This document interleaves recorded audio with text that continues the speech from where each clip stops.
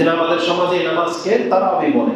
কিন্তু আপনি যদি এই নামাজটাই অন্যান্য রাতেও ঠিক একই নিয়মে পড়েন, যে 2 রাকাত পড়লেন একটু অবসর নিলেন, আবার 2 রাকাত পড়লেন অবসর নিলেন, তখন ওই তাহাজ্জুদের নামও আপনি তারাবি বলতে পারেন, কারণ এটা কোনো হাদিসের শব্দ নয়।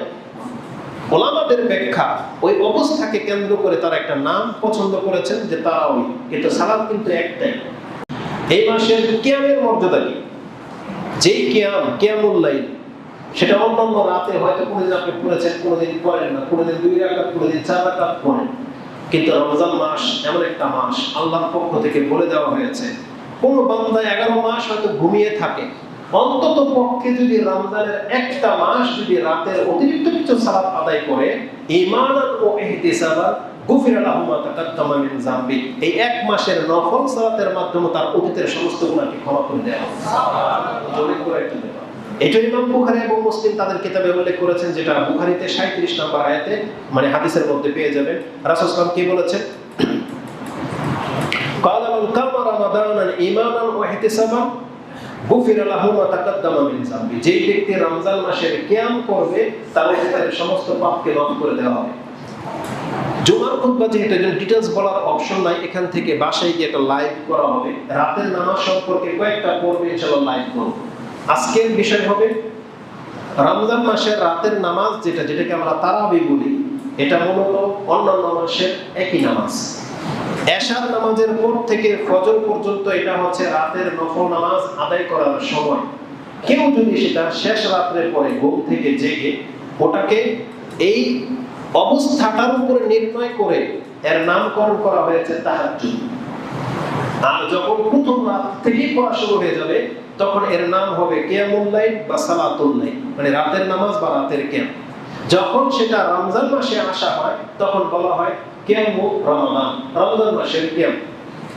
আর এটাকে ধরন অনুযায়ী আরেকটা নাম দেওয়া হয়েছে, যেহেতু রাসূলুল্লাহ সাল্লাল্লাহু আলাইহি ওয়াসাল্লাম মাঝে মাঝে 2 রাকাত অথবা 4 রাকাত আদায় করার পর কিছুটা গ্যাপ দিতেন, হয়তো শুয়ে থাকতেন বা অন্যান্য কাজ করতেন, আবার পরে গিয়ে আবার 4 রাকাত পড়তেন। এই যে মাঝখানের যে গ্যাপ, এটাকে আরবিতে রাহাতুন বলে। মানে তারাহ, ওই রাওহা যেটা মানে ওয়েটিং, যেটাকে বোঝায়, মানে আরামের জন্য, একটু নিজেকে প্রশান্তি হাসিলের জন্য ফ্রি হওয়া, এইটা এই অবস্থা থেকে নামকরণ করা হয়েছে তারাবি। যে আমাদের সমাজে নামাজকে তারাবি বলে। কিন্তু আপনি যদি এই নামাজটাই অন্যান্য রাতেও ঠিক একই নিয়মে পড়েন, যে 2 রাকাত পড়লেন একটু অবসর নিলেন, আবার 2 রাকাত পড়লেন অবসর নিলেন, তখন ওই তাহাজ্জুদের নামও আপনি তারাবি বলতে পারেন, কারণ এটা কোনো হাদিসের শব্দ নয়।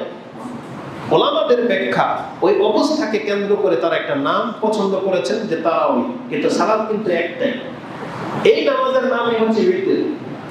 আমাদের বাংলাদেশে বলা হয় বেতের, বেতের না, শব্দ হচ্ছে উইতর, ওয়াও দিয়া উইতর, ওয়াশাফি ওয়াল উইতর, যেটা সূরা ফজরের মধ্যে আছে। ফজরের নামাজ মানে রাতের যে নামাজটা, এটা বেজর সংখ্যায় হয়। 1 থেকে নিয়ে রাসূলুল্লাহ সাল্লাল্লাহু আলাইহি ওয়াসাল্লাম থেকে 11 রাকাত পর্যন্ত প্রমাণ আছে। আর আমাদের সমাজে সব জায়গায় 23 রাকাত আদায় করা হয়। তারা 20 রাকাত বেতের পরে তারাবি পড়ে বা কিয়ামুল লাইল করে, আর 3 রাকাত বিতর পড়ে।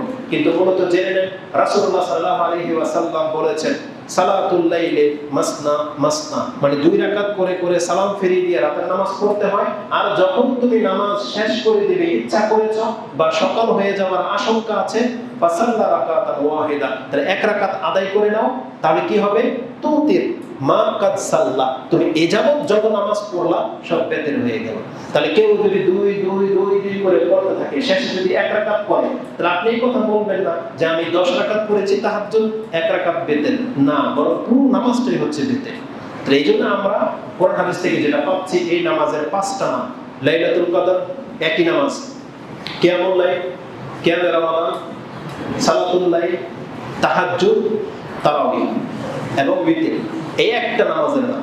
সংখ্যার দিক থেকে বেজা হওয়ার কারণে উইতর, আর রাতের গভীরে পড়ার কারণে তাহাজ্জুদ, আস্তে আস্তে পড়ার নাম তারাবি, রমজান মাসে আসার কারণে কিয়ামে রমাদান, রাতে পড়ার কারণে এটার নাম হচ্ছে কিয়ামুল লাইল বা সালাতুল লাইল। এটা যদি আপনার কাছে স্পষ্ট হয়ে যায়, তাহলে ওই বেদাতীদের খপ্পরে আপনি পড়বেন না। যারা বলে তাহাজ্জুদ আলাদা আর তারাবি আলাদা, তাদের সাথে সমস্যা আছে, যে ওদেরকে আমরা ওদিকে যাচ্ছি না।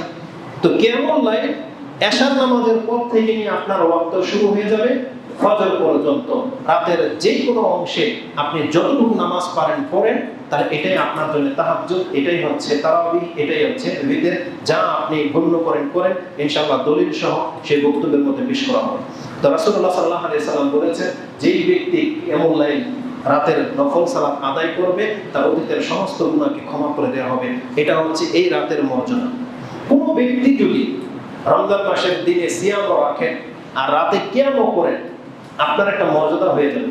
সেই মর্যাদাটা এখানে উল্লেখ করে নিই। সেটা কি জানেন? একজন সাহাবী আমর ইবনে মুররা আল জুহানি তিনি বলতেছেন, ক্বালা জাআ রাজুলুন, একজন ব্যক্তি রাসূলের কাছে এসে বলতেছে, ইয়া রাসূলুল্লাহ আরাআইতা, কি মনে করেন, ইযা শাহিদতু আল্লা ইলাহা ইল্লাল্লাহ, আমি যদি সাক্ষী দিই আল্লাহ ছাড়া সত্য কোনো ইলাহা নাই, ওয়া আন্নাকা রাসূলুল্লাহ, আপনি আল্লাহর রাসূল, ওয়া সাল্লাইতু সালাওয়াতাল খামসা, আমি যদি 5 ওয়াক্ত ফরজ সালাত আদায় করি, ওয়া আদাইতু যাকাত, আমি যদি যাকাত দেই, ওয়া সুমতু রমাদানা ওয়া কুনতুহু, আমি যদি রমজান মাসের সিয়াম পালন করি এবং রমজান মাসে যদি আমি কিয়াম করি, ফামিম্মান আনা, তাহলে আমার মর্যাদা কি হবে?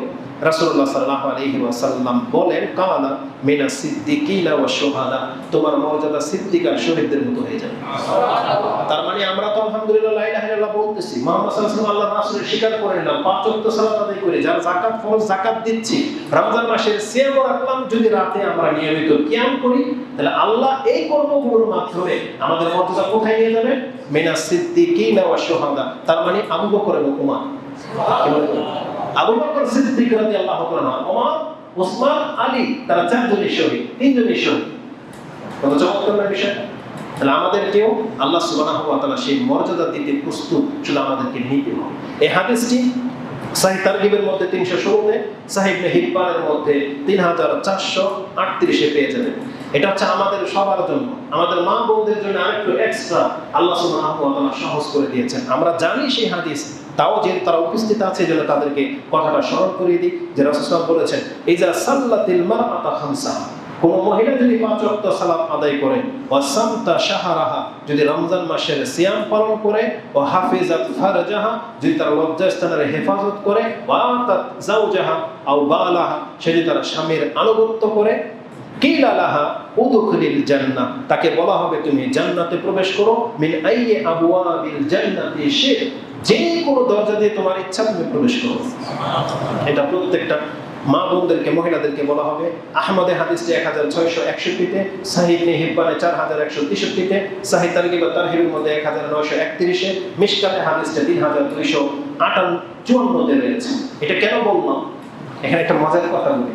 প্রথমত এখানে মহিলাদেরকেও কিন্তু আবু বকর সিদ্দিক রাদিয়াল্লাহু তাআলার মতো সম্মান দিয়ে দেওয়া হয়েছে। কারণ আবু বকর সিদ্দিক রাদিয়াল্লাহু তাআলা একদিন বলতেছেন, ইয়া রাসূলুল্লাহ, এটা জরুরি নয় যে জান্নাতের কোন একটা দরজাতে ঢুকলেই তো হলো, কিন্তু এমন কোন ব্যক্তি আছে যার জন্য 8 দরজা খুলে দেওয়া হবে এবং বলা হবে তুমি আমার কাছে আসো।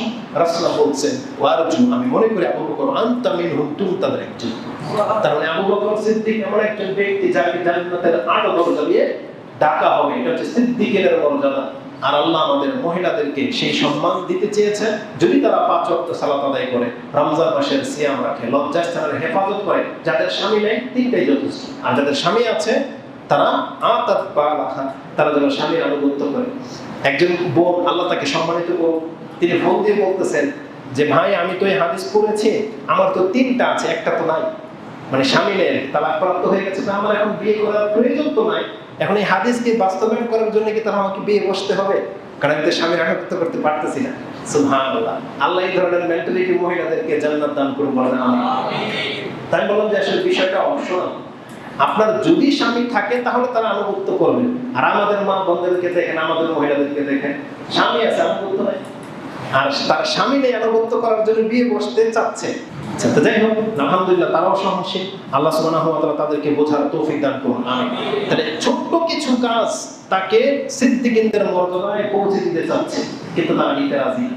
তারা লজ্জাস্থানের হেফাজত করে না। সবচেয়ে বড় ইবাদত যেটা, স্বামীর আনুগত্য তো ছাড়েন, 5 ওয়াক্ত নামাজই করেন, আল্লাহর আনুগত্য ছেড়ে দিয়েছে। এটা হচ্ছে সবচেয়ে বড় ত্রুটি। এই যে যতগুলো বৈশিষ্ট্যের কথা বলতেছে, আমরা পুরুষরাও কিন্তু তাই। যারা এই আলোচনা শুনতেছেন আর বেনামাজি, আপনার চেহারার কোনো ফায়দা নেই।